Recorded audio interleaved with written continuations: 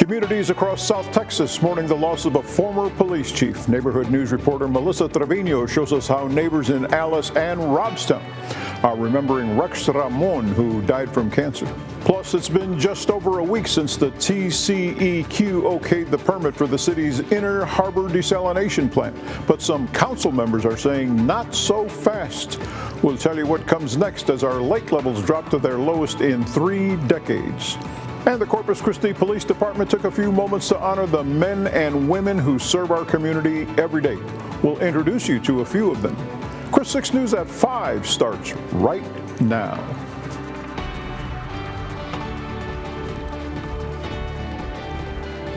And we thank you for joining us. I'm Andy Lascano. We lead things off tonight with our lake levels. They're not looking good. In fact, they've now reached the lowest they've ever been in the last 3 decades. Think about that. Today, our combined lake levels capacity. Earlier this month, we reached 1,000 days of water restrictions. So with that, what do you say we send it over to meteorologist Julia Quady for a first look at our forecast? And Julia, I understand there's rain coming next week. I mean, we're going to need a lot of it. How big of an impact will this rainfall have? Hey there, Andy. So yeah, thankfully we got rain coming up in the forecast as we look ahead towards next week. We got a bit of this, of course, extended dry spell that's only worsened our drought type conditions that we're having here in the coastal bend, and also that daunting number of where we find our lake levels to currently be. But first, let's go ahead and take a look at our CCC Skycam over Snoopy's. We can see we're looking at still dry conditions still in place for now. Sunny skies, there's a couple passing clouds now that's beginning to increase from that moisture along those southeasterly winds are starting to push their way through into the area as well. So we can see that view as we take a look at our sky cam. Moving on now towards our temperatures, things are now starting to decrease in terms of our temperatures at this point, heading towards the evening hours. Here in Corpus Christi sitting at 76 degrees, 77 over in Robstown, 78 right now in Kingsville. Those winds coming in from the southeast, that's what's going to be partially the helper in terms of us getting out of this increasing risk of fire danger that we found ourselves to be here in the coastal bend for quite a bit. And also it's going to be related towards our rain chances next week, and I have the details on that coming up. We'll look forward to it. City's Inner Harbor desalination project will be back on the agenda for next week's council meeting. The Texas Commission on Environmental Quality approved the permit for the project just over a week ago, but at least 3 council members still have questions.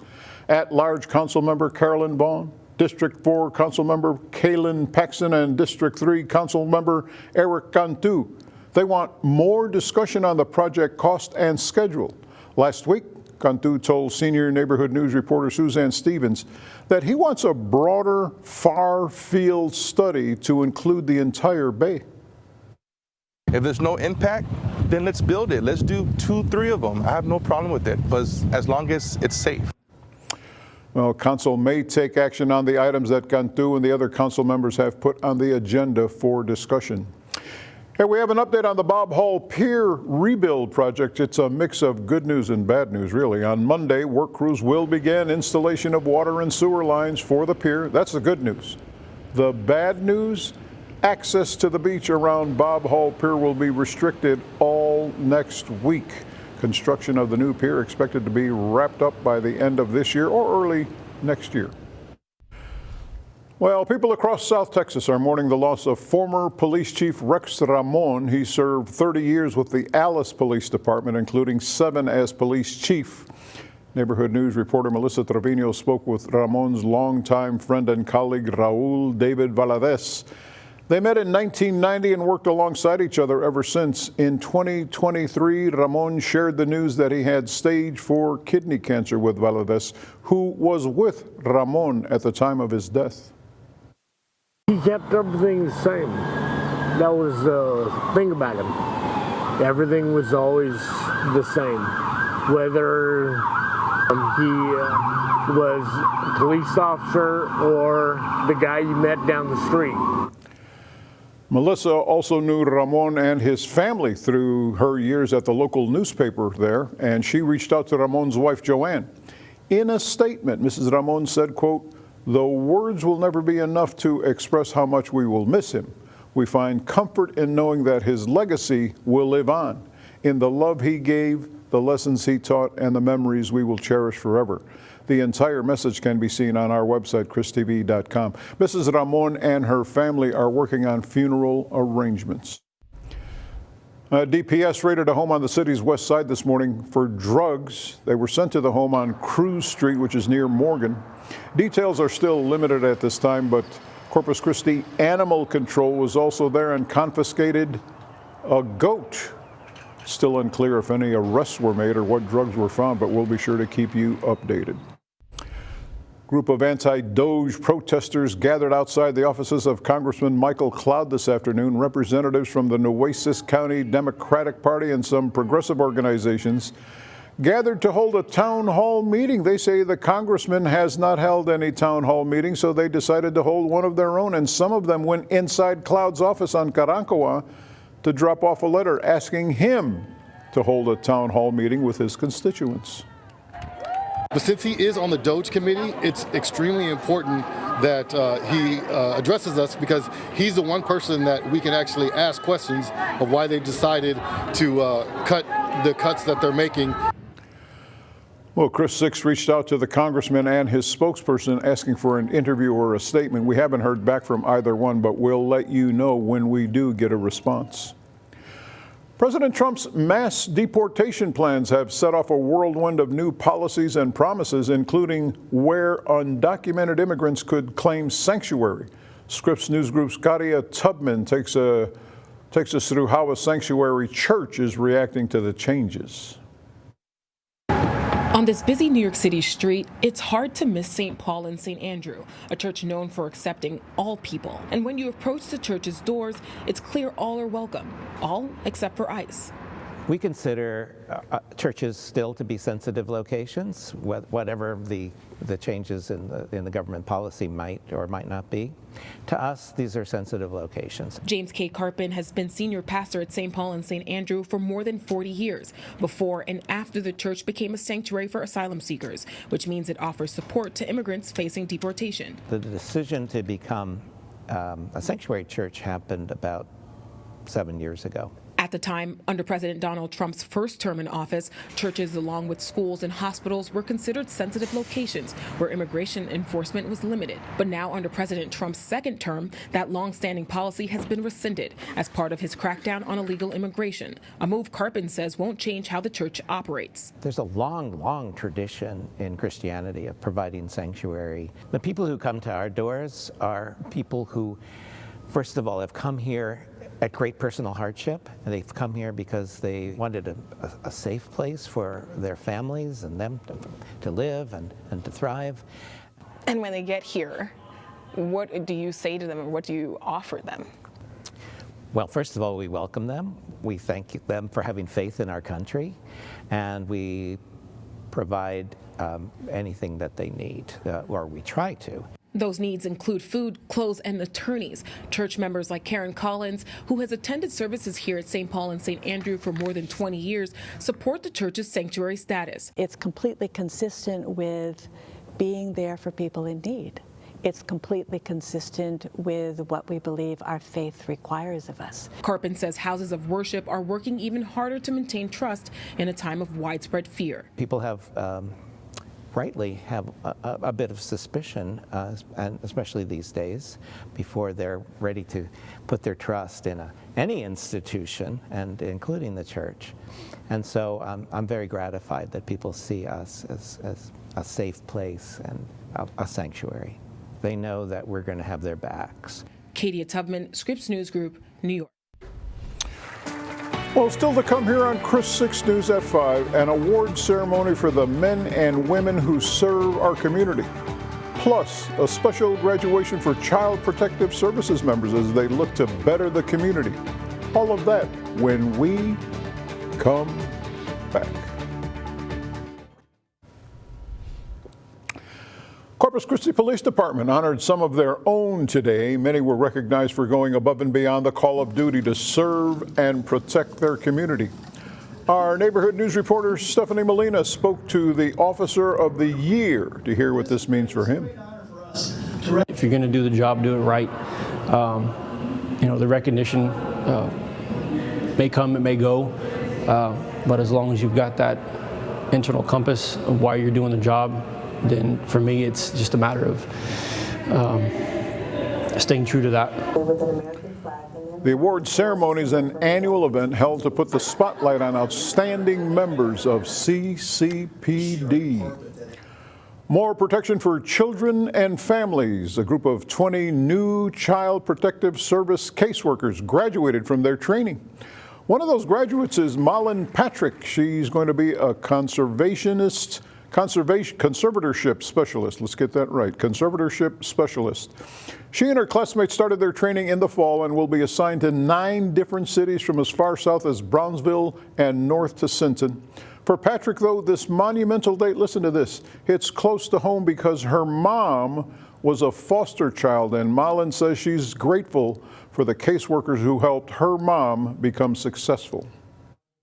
It was kind of a full circle moment that, she went through it, and now I'm one of the people that helped her when she was younger. The new CPS workers will ease into their new careers with a few cases the first month and then add more after that. It is rush hour in the Coastal Bend. Weekend started, so let's send it over to Julia Quady for a look at our afternoon traffic. Is it already busy out there? It's starting to get a little bit busy. Of course, folks may want to get their way, heading on home, get their weekend on started. Let's go and take a look now at our Skycam above over on SPID, where you can see things are beginning to get a little bit busy out there with some more heavier traffic flow. Let's go and now take a look at those traffic flow maps to get a better idea what you can expect on other roadways at this hour. Hey, we're pulling over to the Harbor Bridge. Things are moving pretty well. Don't have to have any traffic concerns at the moment going to Portland or heading down to the Corpus Christi area. Moving now to downtown, looking pretty good for the most part on Ocean Drive as well as on SPID. Heading on Saratoga, though, you can expect to experience a bit of a mixture of medium and slow speeds, so you make sure you want to keep that in mind. Moving on over to Flower Bluff, some more heavier traffic flow happening throughout parts of Waldron Road as well as on Flower Bluff Drive, but you can look at all clear driving conditions leaving and approaching the gate at NAS Corpus Christi. Then heading onto the JFK Causeway going to and from the island, you're looking at pretty decent drive times and driving conditions right now at this hour. That's it for Traffic Report, with details of your forecast coming up.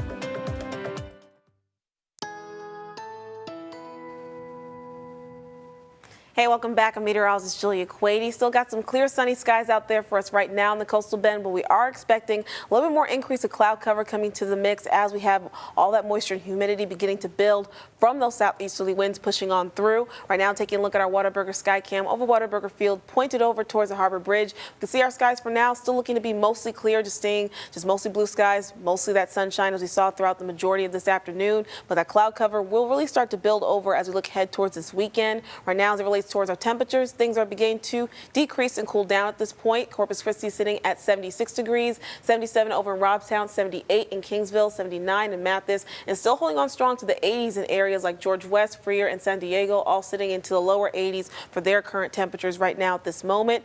Now, looking at now a more particular specific neighborhood right now featured by our Chris 6 Neighborhood Weather Network. Over on the south side, we can see those temperatures are still around that same mix that we found other locations to be, for the most part sitting towards the lower 70s, maybe a little bit approaching the mid 70s right now at this moment. Now, what's contributing towards where our temperatures are falling right now and where they'll eventually increase as we look ahead towards tomorrow afternoon is going to be in part from those southeasterly winds. We can see all that moisture is going to begin to push on through, increasing our moisture and our humidity. That's going to give us more cloud cover and slightly warmer temperatures as we look ahead towards this upcoming weekend. We see those winds are clocking in a bit of a somewhat of fast pace, going upwards around 15, 22, or even 24 miles an hour here in Corpus Christi at the moment. Now, that moisture is already beginning to build somewhat, taking out now our dew point values. We can see we're kind of, for the most part, starting to get out of that dry range into the 40s, now approaching that comfortable range into the 50s. Minus Beeville still hanging on strong with their dew point value currently around 46, but most of us across the Coastal Bend are seeing an increase in our dew point values, getting into the lower 50s, now approaching the mid 50s on the count of those southeasterly winds. Now, that moisture that's going to increase for us beginning today and towards this weekend is going to serve many positive purposes for us here in the Coastal Bend. The first one being that it's going to help us decrease our fire danger risk. So right now we're still technically in that very high zone on account especially of those faster wind speeds right now, but with that moisture increasing ahead for your Saturday and your Sunday, we'll be dropping down towards that moderate zone. So that's going to be that level 2 out of 5. So you still want to practice some caution for any outdoor activities, but thankfully we'll be seeing a big decrease in our fire danger risk over this weekend, a bigger decrease than we've seen most likely over the past few days. Now, looking at our big weather picture, we have high pressure really dominating us across South Texas. That's why things are looking pretty clear in terms of no cloud cover at the moment. Now, we do have a cold front that's now passing through the Panhandle, but thankfully, this cold front's not going to reach its way down here in South Texas, so we're not going to see impacts of more drier weather being reinforced in the forecast. Rather that, those southeasterly winds are going to continue to push on through, giving us an increase in moisture and humidity as we look ahead towards our Muggy meter. We can see we'll start to build back up to that humid, maybe somewhat flirt a little bit with that very humid range with those dew point values approaching the upper 60s towards the lower 70s. So that's again going to give us more cloud cover as we look ahead towards this weekend, especially on your Saturday, and also give us warmer temperatures bumping back up towards the lower to mid 80s, 82 degrees for your high temperature on Saturday, 84 over on Sunday. Now, what we'll also see that's we're going to be really grateful for with this moisture increase is an increase in our rain chances. And even looking ahead towards our 6 to 10 day outlook, we'll be looking at wetter conditions that are more probable in our forecast over the next 6 to 10 days in the coastal bend. And our rain chances really look more promising as we look ahead towards next week, really beginning on your Wednesday, carrying over towards your Thursday and your Friday. So we just got to hang on strong with these drier conditions just lasting ahead for this weekend, with that moisture really beginning to build, giving us scattered showers and thunderstorms next week.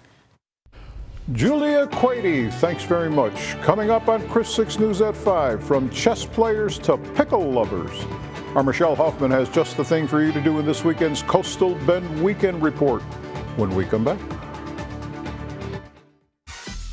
Now, the local events and fun things to do. It's Coastal Bend Weekend with the Hoffmans.